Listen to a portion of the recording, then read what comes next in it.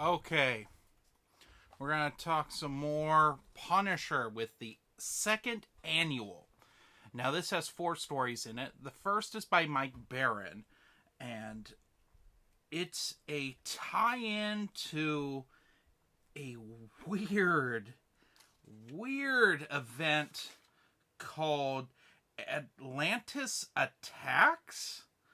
And this is chapter 5 of that, because I guess back in the late 80s, this is what Marvel did with their all their omnibuses were tie-ins to different events.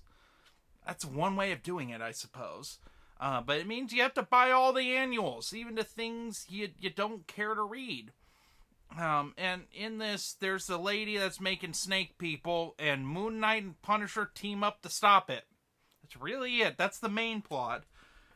We also get another story where Microchip, just like in the last one, has his own adventure. This time he's saving his favorite couple that run a Vietnamese restaurant from this guy who's like he's a gangster, but he's also a cannibal. So that's probably the best story in this.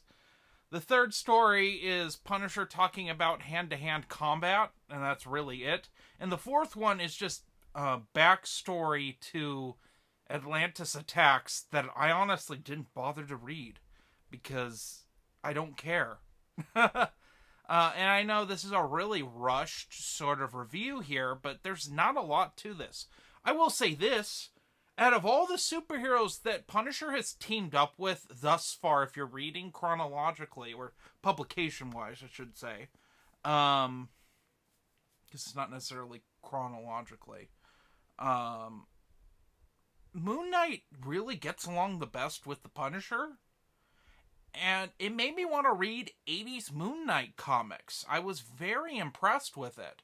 Now, that could be that Mike Barron just writes Moon Knight well, but he's basically. He doesn't care that Punisher's unaliving people left and right, especially these snake people. He just doesn't care one way or the other. But, like, he fully unmasks himself in front of Punisher, and it's treated like, hey, this is just a regular thing he does. He's basically schizo Batman, and I'm kind of all here for it. Like, I know there's more to Moon Knight. I've read a little bit of Moon Knight here and there, but I've never really gotten into the character. But yeah, I like him and Punisher teaming up. I wish it happened more often. It makes more sense than him teaming up with most of the other Marvel Universe characters. I'd rather read this than him teaming up with Deadpool, for instance. Please, people, leave Deadpool out of things. He's so annoying. Um, anyway, what would I rank the annual number 2? I give it a solid 3 out of 5. It is A-okay. I don't like tie-in comics. I don't like them, typically, especially when you're reading something like this, because I'm not going to go out of my way to read this Atlantis storyline, because I don't care about 80s events. Marvel doesn't either, because I don't even think they've ever printed a collected edition of this.